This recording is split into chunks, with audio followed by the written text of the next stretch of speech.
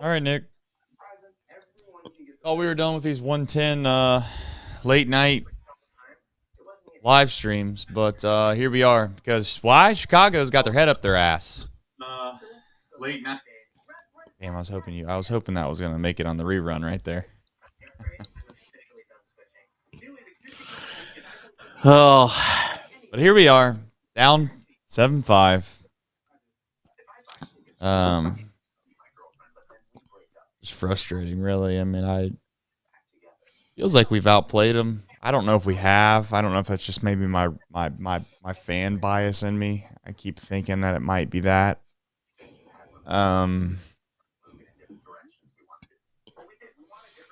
They did drop a fly ball that gave us 3 runs, so there's that.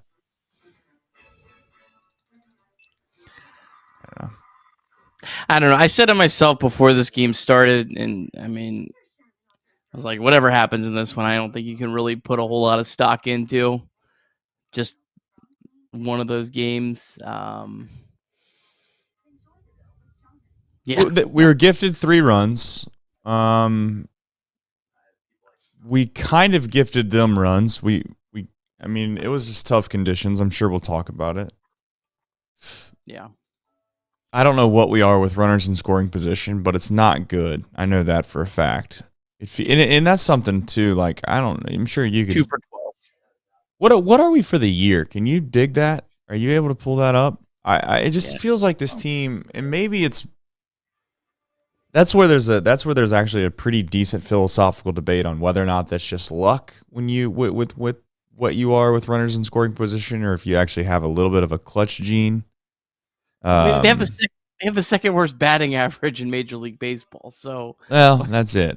I mean, that's I don't. But if they have the second worst batting average in Major League Baseball, the only way to rectify that, or the only way to kind of make that not obsolete, because you can't get around that completely, but to make that not as bad, is to get hits in big moments, and to get and that's part of being lucky, I guess, is when I say get lucky. So I don't know. Just feels like they can't ever get the big hit. And they got one the other day, I get it, but more times than not, it just doesn't happen. I need to get this up on Twitter.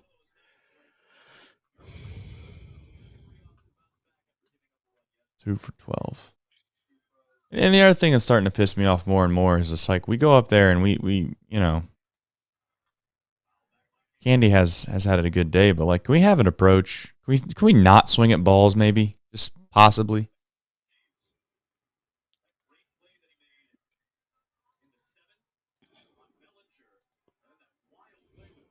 You're probably like a split head of me. I don't know for sure. I know that you were ready to go do the show.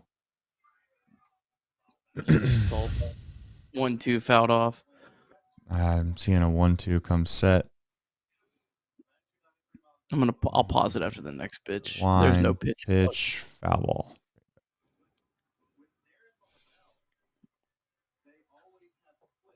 Umpire's asking for baseball, it seems. Golly. I'd love to win a series, just, you know. All right, I just saw Candelario rung up. Let me know as soon as you see that. Yeah, I didn't see that Sorry yet. for the spoiler. That's okay. He's rung up on what looked like a ball. Yeah. Umpire wants to go home.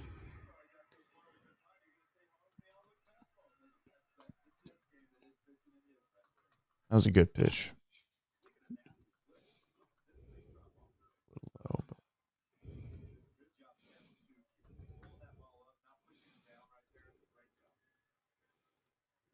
God.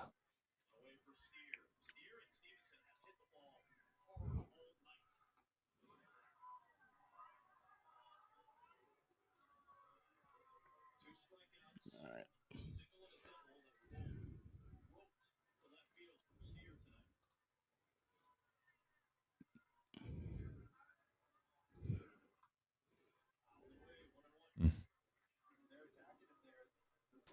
Oh, man.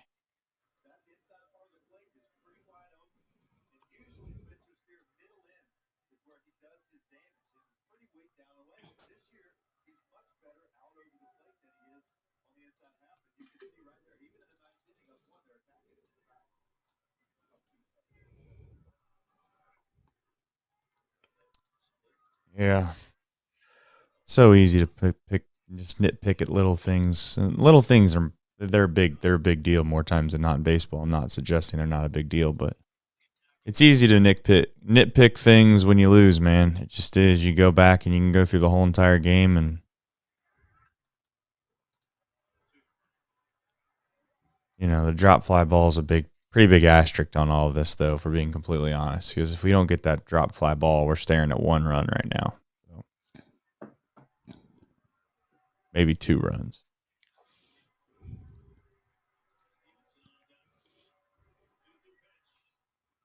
Get over his head. There we go. All right.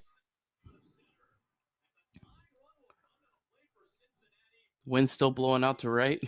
Let me just get lucky and It's Stevenson launch a baseball. I don't think Stevenson has it in him. That's 3-hit day for Spencer Steer. Yeah. That's good to see. That's how you draw it up right there. Ball is smoked. Tyler Stevenson pull a baseball like far one time right here. Wow. That or just I'll take a backside single. Like the only thing that I don't like right now is these backside fly balls, which I guess he's not trying to do that, but I do like the Fox National strike zone. They're able to highlight it just a little bit, their little strike zone area. Oh, it looks nice.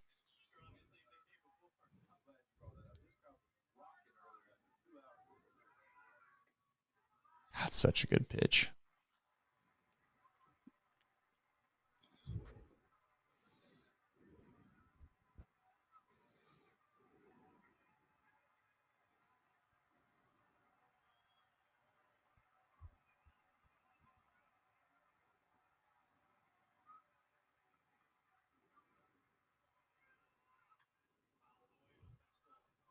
Good foul off.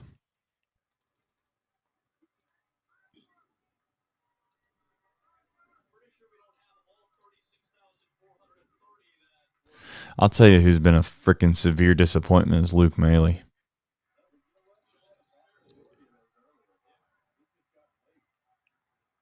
We played at 3 runs today.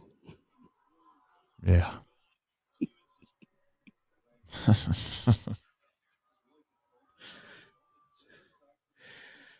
Luke Maley's the kind of guy, if you look at his career, like some years you're going to get like some decent production out of him. Some years he's going to be bad. It just, that's the nature of a guy like him. Pitch clock violation. Oh. Called time for him. Called time for him.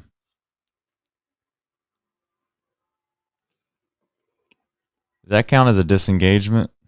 Or what does that count as? I assume you can only go visit him so many times, right? I don't even know. Do they still do the mound visits? Or you get 6? Or is it, it's just you get disengagement. So you don't need the...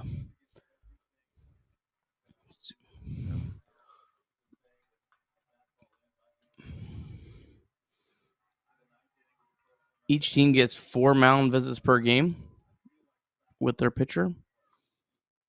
He just can't. He can't get it, man. Losing in the lights. No. Why was Steer even tagging right there? Like that's the type of small, stupid stuff that just guys, and I'm not trying to get overly pessimistic, but like that's the small baseball IQ stuff I'm talking about. Like Spencer Steer is bluffing a tag. What are you even doing?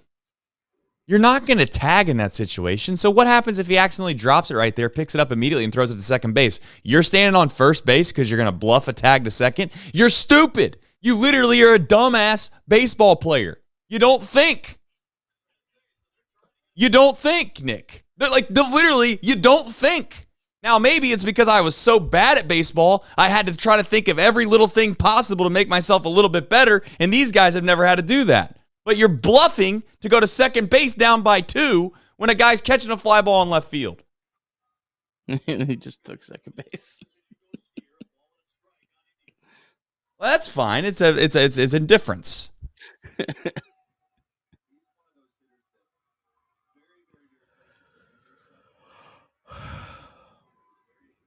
going to be a positive show, though. I'm going to stay positive. Come on, Jonathan. Hit him? He's had a good day, too.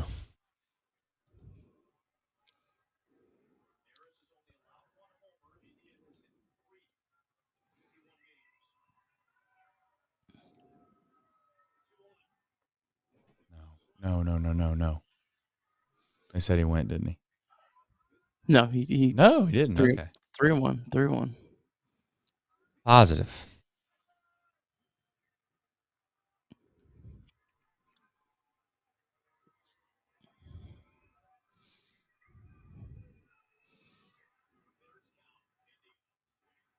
He swung through that, too.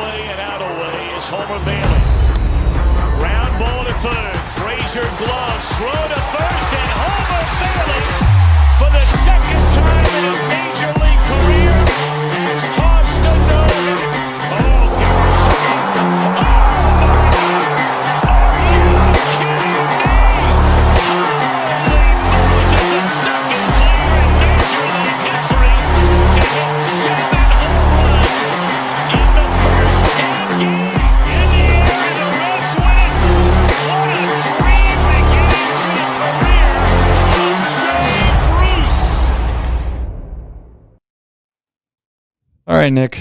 A late night, a very, very late night losing edition of Chatterbox Reds go into a significant rain delay. And Nick, it turns out that the rain never really stopped. They just decided they were going to play it anyways. I'd ask how you're doing, but I'd assume it's not unbelievably great. But I'll ask anyway, Nick. How you doing, buddy?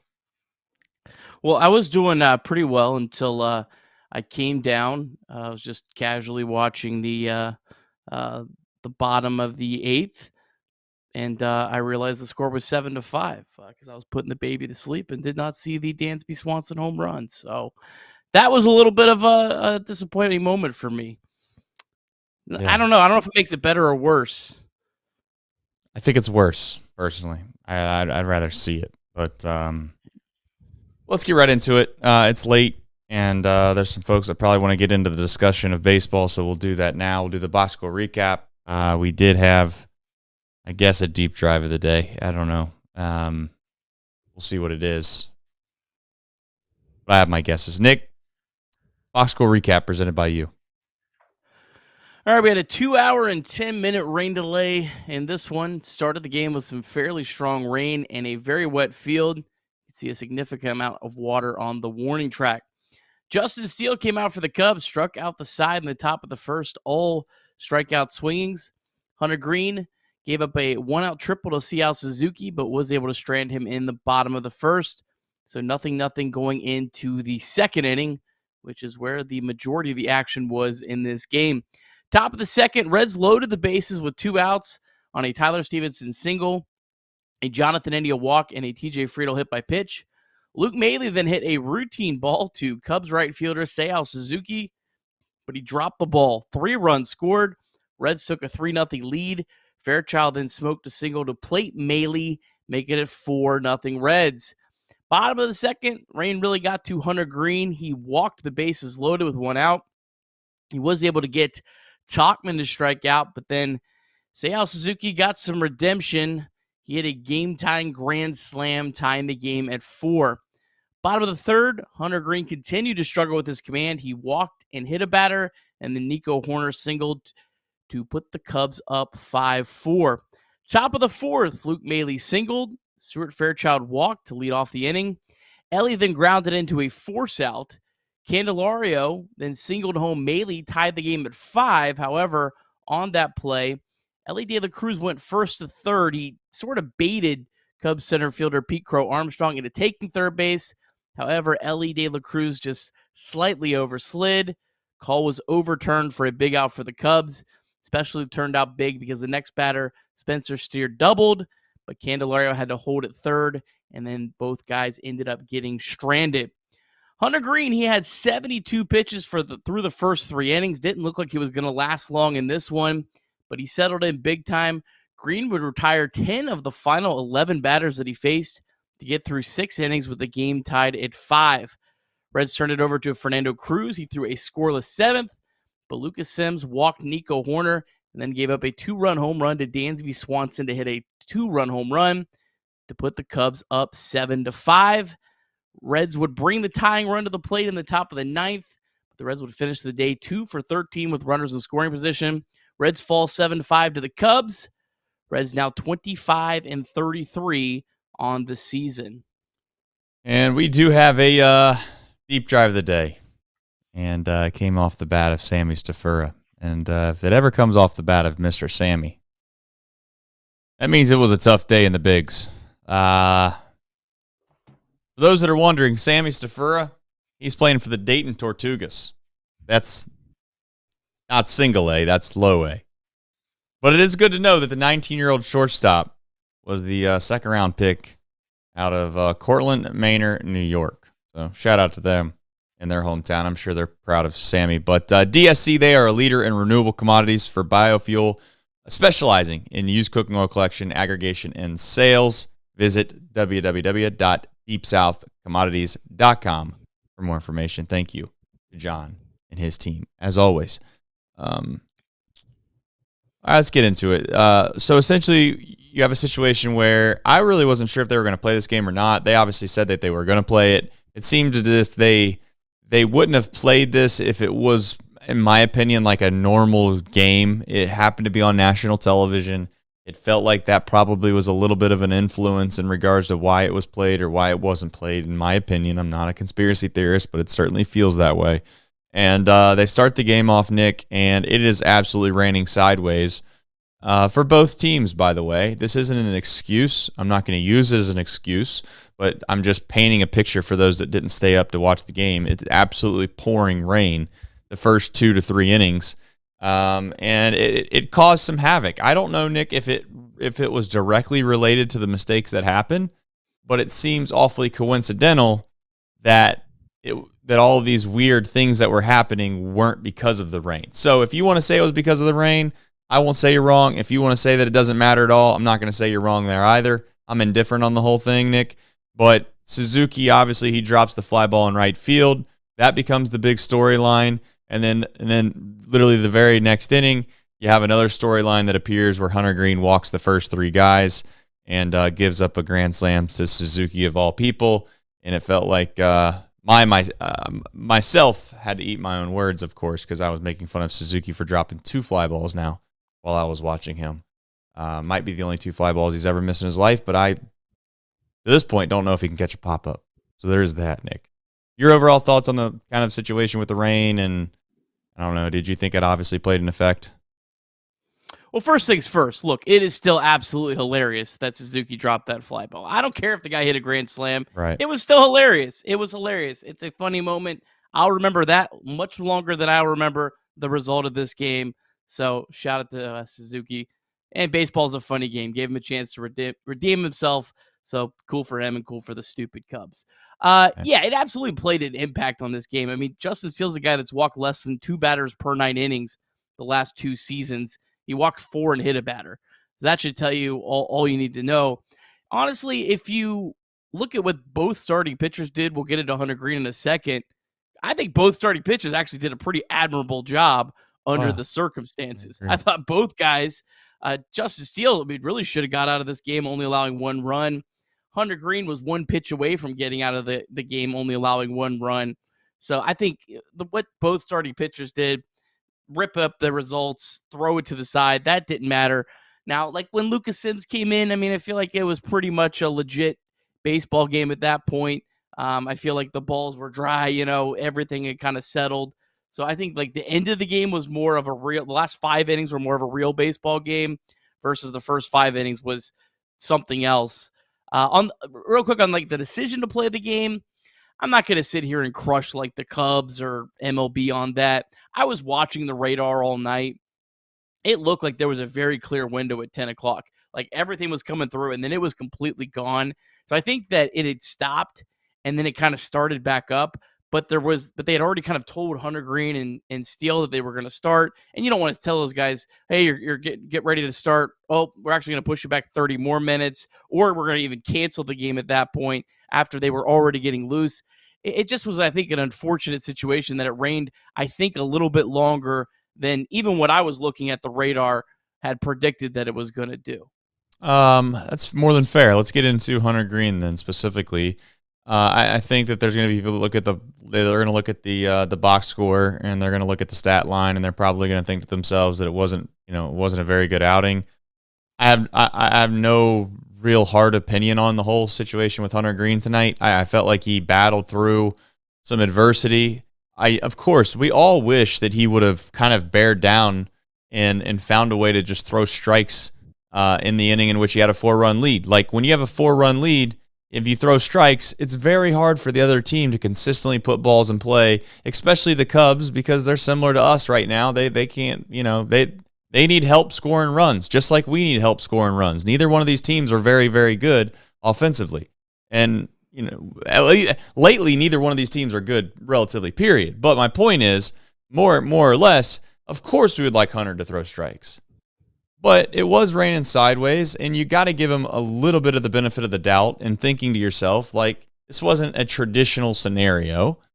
And would I have liked him just to focus on throwing fastballs right down the middle? Yeah, I would have in the inning in which he walked 3 guys.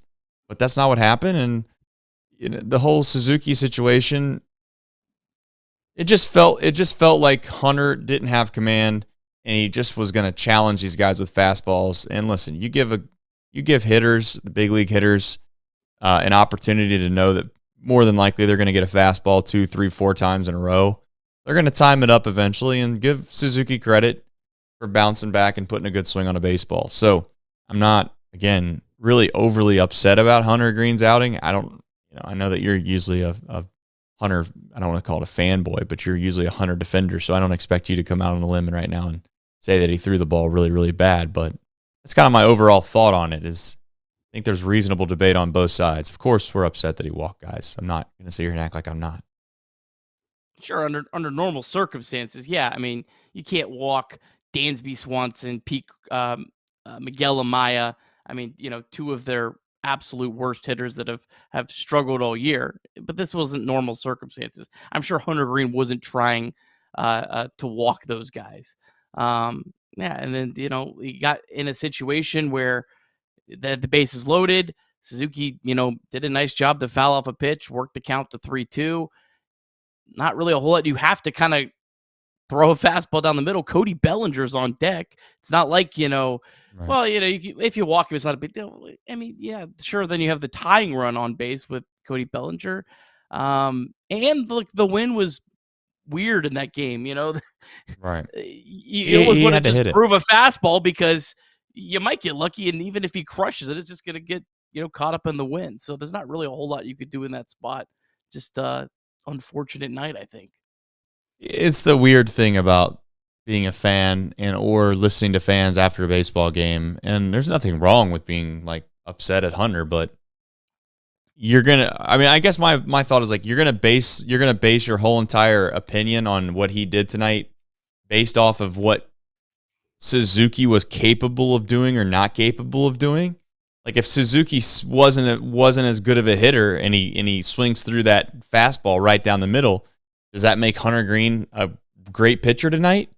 Or is it just the fact that sometimes, you get beat from time to time? And Hunter bounced back in a way in which he redeemed himself. Like if he couldn't get anybody out after the grand slam, I think we could all be upset. But that's not what happened. So if you want to move on to someone else that other people are going to be upset at, Nick, I guess Lucas Sims is going to be in that boat next. But again, the guy's throwing the ball how well of recent. I will say this, and again, you can always hindsight 2020 pick on things. I don't love the fact that he continues to give up home runs on 0-2. And maybe it's just this. Maybe it'll make us feel better since it's 1-2, or like if just because you throw one pitch in the dirt, I guess should it matter or not matter? I don't know, but it would be nice, like throwing middle in fastballs to Dansby Swanson 0-2. Just I don't know, it doesn't sit all that well. But again, I don't know if that's a Stevenson problem or if that's a Sims problem.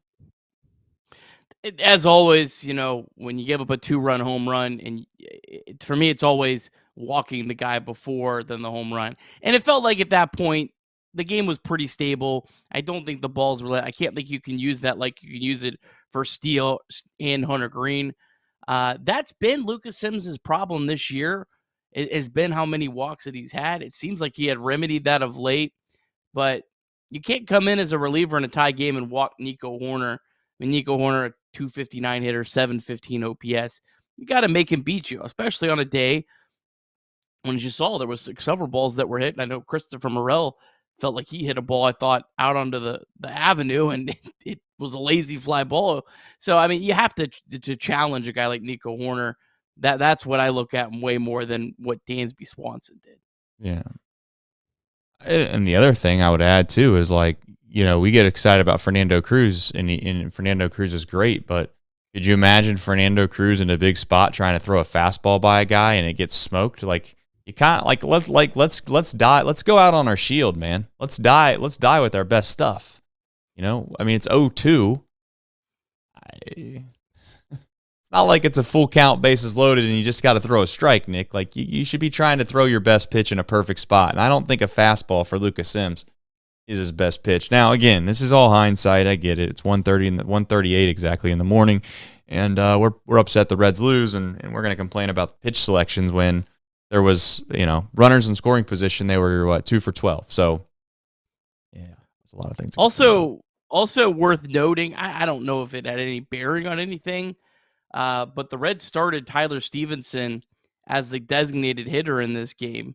Had incredible career numbers against Justin Steele, so you had to get him in the lineup. They wanted Maile to catch today, but they actually took Stevenson out. They lost their DH. It didn't end up mattering at all, but Stevenson was behind the plate for Lucas Sims and didn't start the game. So who knows, how that was, but you wonder if Stevenson DHing the whole game coming in to catch, if there was something with calling that pitch in that spot. I don't know. I'm not trying to make a big deal out of it. I just think it's something that is worth noticing to maybe someone that didn't watch the game. If you didn't watch the game, I would simply say a lot of the things that made the Reds incapable of winning baseball games reared their head again. And we can sit here and gloss over all the different things. We'll do it right after we give Game Time a shout out, and of course 988 as always. But I'll say there's one specific thing that continues to rear its head time and time again, and it's the reason as to why this team probably, and we'll find out here soon over the next month, while they'll be in a pennant race or whether they won't be. And we'll do that in just a second. You'll do the Game Time app. I'll just say I see some people in the chat. I know you're down bad, specifically Adam. I know you're down bad right now. You're mad at me. You're mad at Nick. You're mad at me because no one's calling out the coaching staff. Yeah, I mean, maybe David Bell or Derek Johnson or, I don't know. Let's throw Cowgill in there too while we're at it. I mean, first base coach, he could have helped tonight. I don't know. Maybe they should have done something differently tonight. And that would have been the reason why they would have won or lost. Maybe they could have pulled Hunter Green from the game when the bases were loaded, so he wouldn't have given up the home run. They could have brought in somebody else, and then maybe he could have went up there. And to be honest, David Bell could have possibly gotten the bat out of the locker room or the clubhouse, I should say, and gotten a hit for Espinal, or maybe he could have hit for Luke Maile, or I don't know. And you know what? I would say this too.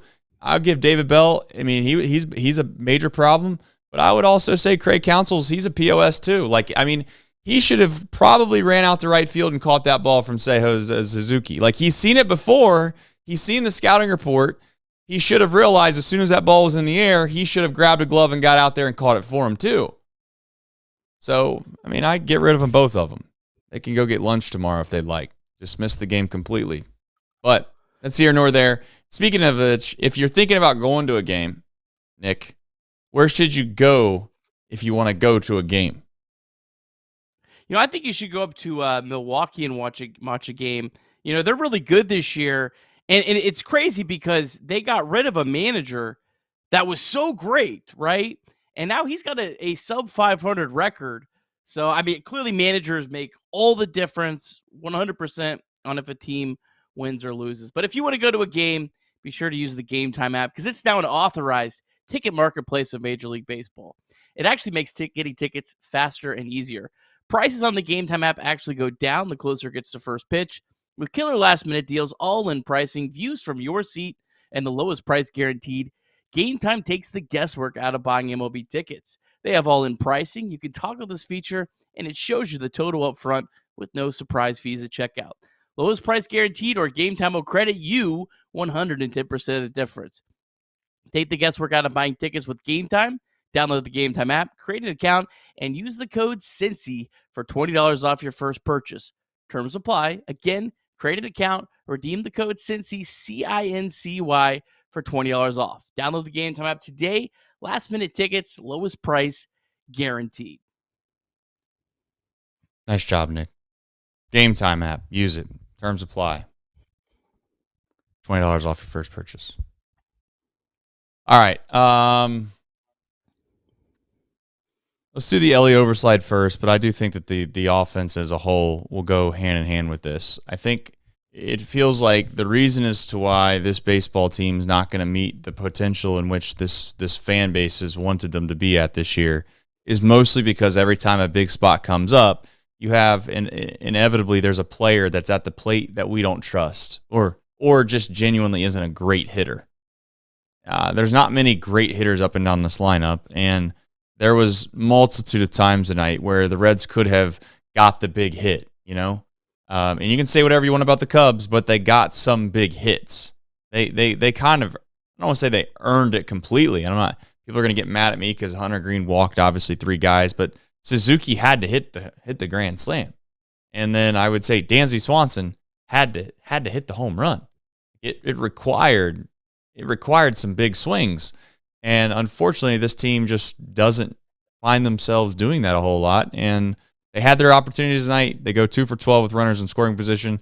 And the biggest blow was probably the overslide from Ellie because Steer comes up the very next hitter. As the very next hitter, hits a double. Inevitably, you feel, Nick, like you probably could have scored the run regardless of whether he went or didn't go. But here's the thing, Nick, like, you can play this hindsight 2020 game all you want, and I think it's garbage at the end of the day.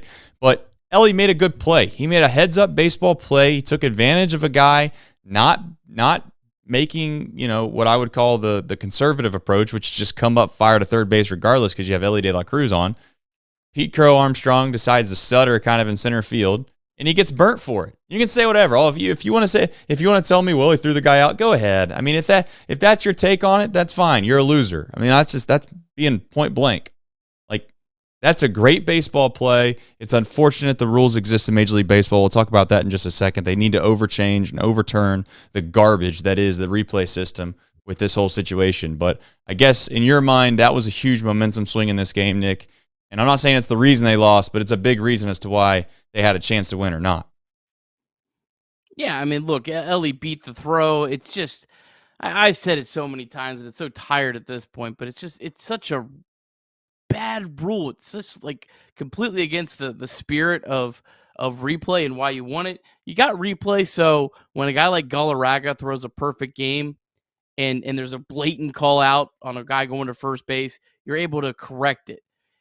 20 years ago, not a single person would have even have noticed that Ellie De La Cruz overslid on that play, right? Right. You would have, oh, he beat it, umpire called it safe, you move on.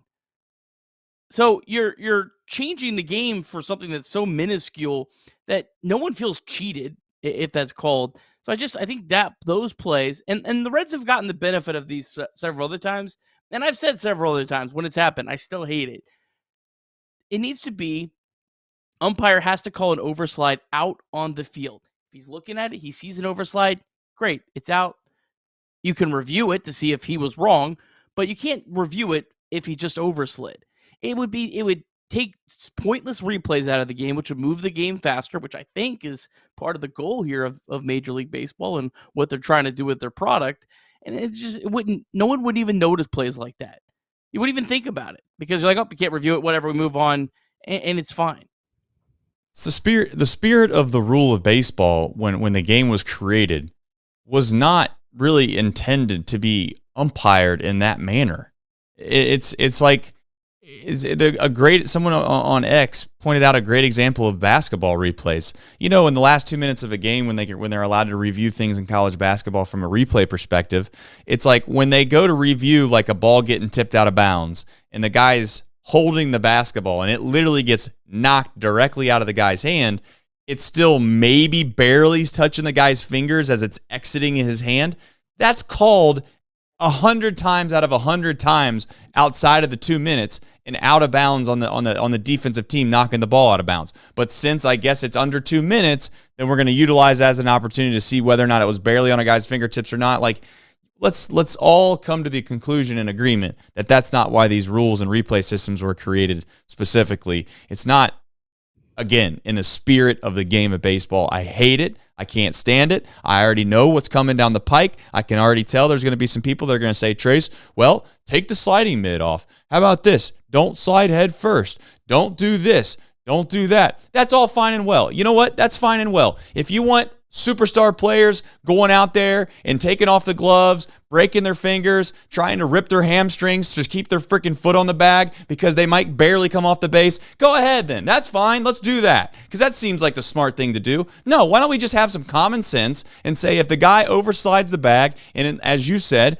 it's not evident, it's not clear as day, then you know what? They're safe because that's the way it's been for the entirety of the game of baseball before this whole replay system came about. And you know what I would also say? I would say this, and I know I've argued in the past 100% that they should call guys like Ellie out tonight, and I think they got the call right. So I'm not suggesting for a single second that I'm upset at the call. But I'll also say this. You can't hide behind the call stands and then turn around tonight and tell me that you know without a shadow of doubt you would put your life on the line that he was safe based off the replay angles that we received. Now, maybe New York had some different angles, but I know this. There is zero chance I seen on that replay, there was zero chance that you know for a fact his foot wasn't on the bag by the time the tag was applied on the backside. Now, it seemed likely, Nick, I'm not here to act like it wasn't, but there wasn't a clear 100% shot that made me think, oh, I can see the tag on his backside,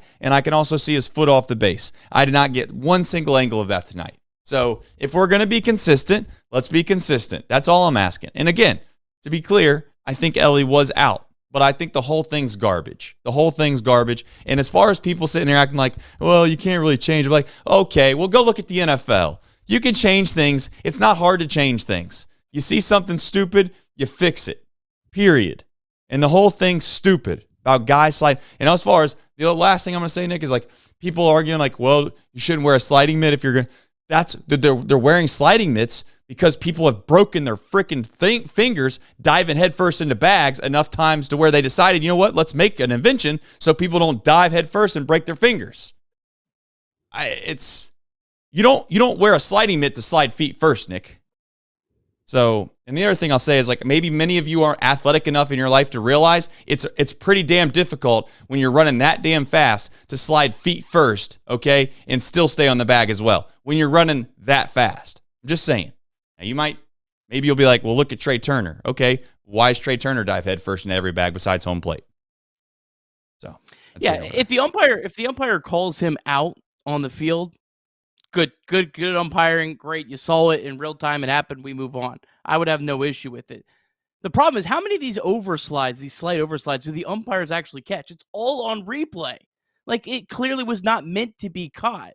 That's just where I go back to. And if it happens tomorrow, if the Cubs steal a bag and they slightly overslide, the Reds get an out, I'm gonna say I don't like that. It's not part of baseball. It's a cheap part of the game, and it needs to go.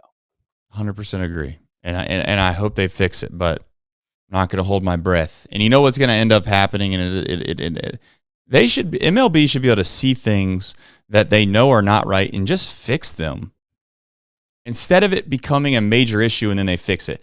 This is going to happen in the World Series, right? Or this is going to happen in a huge pivotal moment in a baseball game.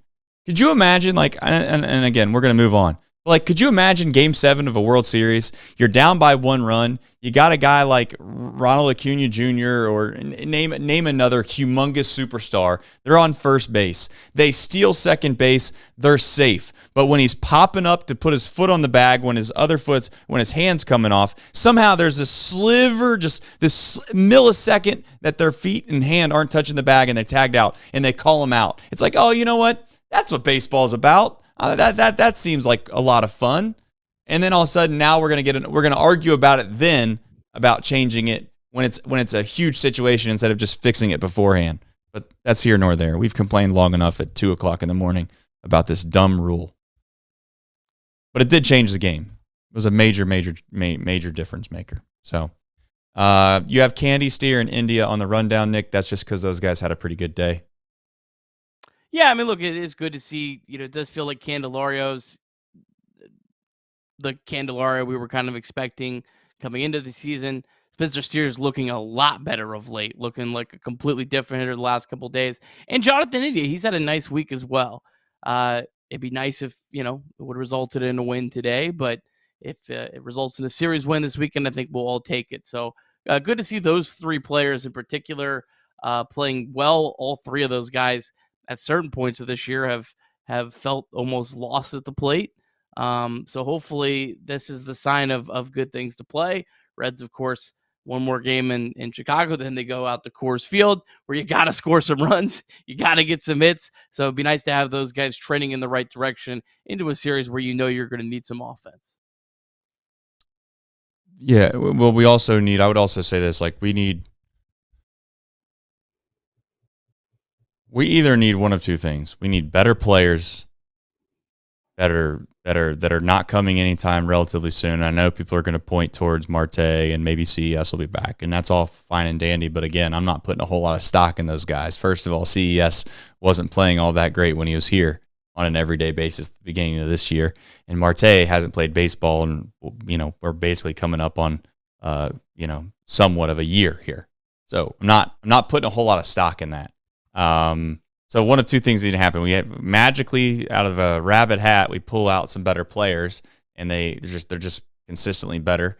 Or some of these guys have to get hits when it matters more. And that's a little bit of luck. I'm not going to sit here and say it's not. You can't be 2 for 12 with runners in scoring position. You need to be 5 for 12 or something along those lines to where that's the difference between, unfortunately, winning and losing. One more thing, a couple more things here too. Like I'm kind of reading the chat tonight, which is probably a bad idea to a certain extent, but I'm just seeing things that are just out like crazy. Like, and I love Fred. I don't know if this is what he means by it, but like I'll just say, like he mentioned like Ellie kind of stuttering around second base. Like that was part of the play.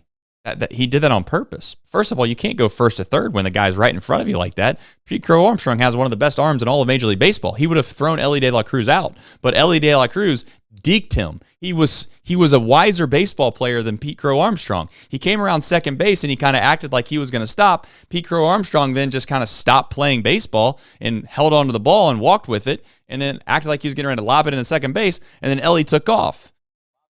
It was a great play. It was a very smart baseball play. And I'm sorry, unfortunately, Pete Crow Armstrong, like, that's the unfortunate part for the Reds. If Pete Crow Armstrong had a high IQ and Pete Crow Armstrong was a good, great baseball player and he made the right play, if Pete Crow Armstrong, if he made the right play and just fired the ball into third base immediately, we wouldn't have dealt with any of this. But since Pete Crow Armstrong didn't have a brain and decided he was just going to lackadaisically lob the ball in, then this is what we get. So if you want to blame anybody, just blame him. And you know what? Maybe he's got such a big brain, he knew that Ellie was going to overslide the bag because he had a sliding mitt on. He probably caught the ball in center field and thought, oh, look, Ellie's got a sliding mitt on. Let me see if I can let him get to third base, and then fire it in there late and let him tag him out. I don't know. I'm going to put the chat away. What a hell of a way to get your first career major league assist. I mean, I hope he's got that ball. I hope he displays it on a mantle. Hopefully he gives it to mom and pops. They can be proud of that one. Yeah, I don't know. Also, shout out to Joey Ricardo in the chat. He's a big Cubs fan. Much more enjoyable Cubs fan than some other Cubs fans that some of us might know. Much better ball talker than some other Cubs fans that we might know. But shout out to Joey. Nice to see you in the chat tonight. Yeah. I love Cubs fans. They're great. They at least we have one thing in common. We're both miserable more times than not. All right, let's do some supers here right before we do Reds MILB, Nick. Jeremy Ward said, officially changing my team. The Reds suck. Jeremy, come on, man. Hang on. Gotta hang on here. Putrid Talent comes in and says, Sims blows another. Why keep a one-pitch pitcher? Sims has been okay, Putrid. I get it. But you are a nut cutter, by the way. So thank you for jumping into that. We appreciate you for becoming a nut cutter. And he says, you guys keep my sanity. Much love to y'all. Thank you, Putrid. I think we're all trying to keep each other's sanity because at the end of the day, we got again, like, and you guys, we can sit here and act like this isn't a big deal and I'm being negative, but like, I'm just telling you right now, these are absolute facts. And if they're not facts, you can make fun of me when we get to this point. But when the Reds are a contender to win the National League or are a favorite to win the Central, or you could say they're a World Series contender, I just want to remind all of you that we used to watch a baseball team that we all would get mad about on a nightly basis that had Santiago Espinal, okay, Will Benson, all right, Luke Maley. I'm not trying to kill any more guys, but my point is like, we don't have that many great baseball players. Hey, just putting it to you straight, you know? Like, I hate to be like that, but if you're going to get unbelievably mad, you should be unbelievably mad when you watch the game and you think to yourself, like, we're so much better than them. I mean, could you, like, if you're an Ohio State football fan and you're watching Illinois, take you into the fourth quarter late in the game, I could understand the frustration. But, I got a chance yesterday, Nick, to go watch an NCAA regional, and I'm watching Tennessee play Northern Kentucky, and I'm sitting with Northern Kentucky people, and you know what? They were all having a good time. You know why? Because they were playing the number one team in the country, and they realized that, probably wasn't meant to be. So, just saying, that's how I feel about it a little bit here. Big C says, Chad appreciates the late night grind. Chad appreciates the late night grind. Bury Reed Mouse in a grave tomorrow. I'm not going to do that. But I will say, I hope that Reed's unfortunately upset about his baseball team tomorrow. So we'll find out. Good news is I know Reed at the end of the year, he'll be mad about his baseball team regardless. It's just inevitable. So that's, like the sun rising. It's pretty consistent. Reds MILB, Nick. Presented by. All right, let's get into it. You. All right, Louisville, they lost 3-2 to Iowa. Bats fall to 31-24 on the season. Carson Spires, really terrific outing, went 6 innings, just gave up 2 runs, no walks, 7 strikeouts. Spires, along with his success with the big league ball club this year, has a 2.51 ERA, 49 strikeouts, and just 15 walks in 46 2/3 innings. Spires also only allowed 3 hard hit balls, according to StatCast on Saturday. Not a whole lot on the offensive side. Blake Dunn got the day off. Hines was 0 for 4 with 2 strikeouts. Peyton Burdick and Levon Soto each 0 for 3 with a walk. Chattanooga, they lost again. They lost 4-0. Lookouts fall to 14-36 on the season. Well, on their way to the worst season in franchise history. Tyler Callahan, he's had a pretty nice day. 1 for 3 with a walk, stole a bag, his 15th of the year. Dominic Patelli, 1 for 4. Matt Nelson, he was 2 for 4 with a double. Matt Nelson, he's an interesting catching prospect. Kind of was flying up on the radar a little bit back a couple years ago. Had a really rough 2023, but he played pretty well in May. Had a 369 on base percentage. So hopefully he can be a guy that just can provide the Reds with some nice catching depth. And then one other guy, Jose Acuna, he threw an inning and 2/3 scoreless. He's pitching out of the bullpen. He's been a starter. I'm assuming it's just more of a temporary thing while he kind of builds his pitch count up. But he was great today. Struck out 4 batters. He started the year this season on the IL, but he's yet to allow an earned run in 8 2/3 innings with 10 strikeouts between the Complex League and Double-A Chattanooga. Dayton, they won 4-2 over Beloit. Dragons back to 500 at 25-25. They only got 2 hits tonight, but they made them count. South Stewart was 1 for 3 with the walk. Cam Collier 1 for 3, did drive in a run. Jay Allen 0 for 3 with the walk. Hector Rodriguez 0 for 5. And then Andrew Moore, he pitched well again. Another scoreless inning. Perfect inning from him. 2 strikeouts. He lowered his ERA to 1.64 in 11 innings. He got demoted from Double-A Chattanooga down to Dayton when Rhett Lauder got called up. Andrew Moore was part of the return for Luis Castillo. Daytona, they had a big day. They won 13-1 over Jupiter. Tortugas were on a 5-game losing streak. They improved to 23-27 on the year. As mentioned at the beginning of the show, Sammy Safura hit his first home run since getting promoted to Daytona. Ricardo Cabrera, he hit another homer. He is 5th of the year, also walked. Ricardo Cabrera kind of quietly, he's a top 10 prospect, having a really nice year. His 844 OPS ranks 6th best in the Florida State League. E. Smith Pineda had a good day, 2 for 5. Connor Burns, he was 2 for 5, hit a home run as well. And then Adam Serwinski, the talented lefty, he threw 4 innings, just gave up 1 hit and 1 run, did walk 4, but struck out 5. And last but not least, the Arizona Complex League. ACL Reds got shut out 7-0. Sheng-In Lin 0 for 3 with a pair of strikeouts. Cole Schoenwetter struggled, ending in 2/3, 5 hits, 4 earned runs. Schoenwetter, the Reds' 4th-round pick from last season, struggling a 7.42 ERA in 5 games this season. All right, and we have, as always, the traditional who, what, when, where, and why, and hopefully we don't have a rain delay. Yeah, 2:20 start time back on Sunday for the Cubs. It'll be Ben Brown, the right-handed pitcher, having a really great year. He's got a 2.72 ERA, even better, a 2.42 FIP. He's really pitching well. This guy was a 33rd round pick of the Phillies out of high school. Traded to the Cubs for David Robertson at the 2022 trade deadline. He's ranked as the Cubs' 8th best prospect by Baseball America entering the year. So certainly not super high ranked prospect, but obviously he's pitching really well. He relies on 4 pitches, a 4-seamer, knuckle curve, which he throws 37% of the time. And then a couple other pitches doesn't throw as much, a changeup and a sweeper. His fastball averages 97. He's a 6'6" guy. He did not make the opening day roster for the Cubs this year, but he's been absolutely terrific. Brown was used as a reliever in his first 2 appearances before moving to the starting rotation. He actually gave up 7 runs in those first 2 appearances. So he's even been better than that 2.72 ERA. He's got a 1.55 ERA as a starter. So he's been incredible this year. And then obviously for the Reds, Nick Lodolo, 4-2, 3.12 ERA. Lodolo allowed just 1 run over 5 1/3, coming off the IL in his last start against the Cardinals. 4.66 career ERA against the Cubs.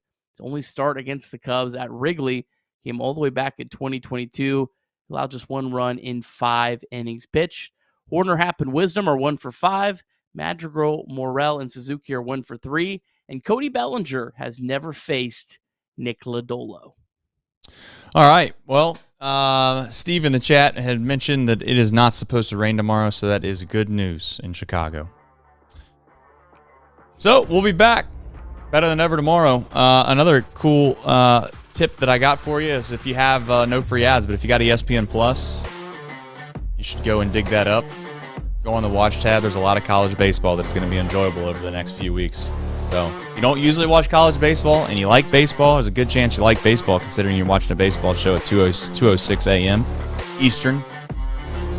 Check it out. That's my tip of the day. But we'll be back better than ever tomorrow. And you know what? Nick's trying to give me hand signals. I don't know what that means. Uh-oh. 9 p.m. 9 p.m. That's right. 9 p.m. 9 p.m. We'll be Craig back Sandlin. tomorrow Craig night. Sandlin. We'll be back tomorrow night, me and Craig. But hopefully we'll find a Reds win. We'll figure it out. Go Reds as always. See you tomorrow.